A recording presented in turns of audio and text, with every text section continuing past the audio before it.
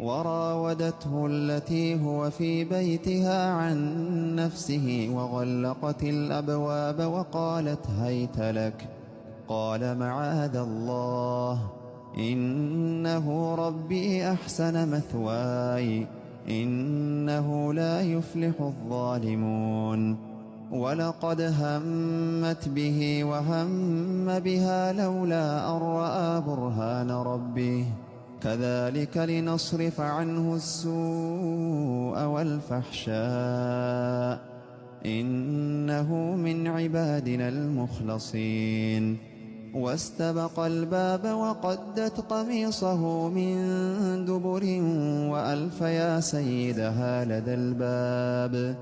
قالت ما جزاء من أراد بأهلك سوءا إلا أن يسجن أو عذاب أليم.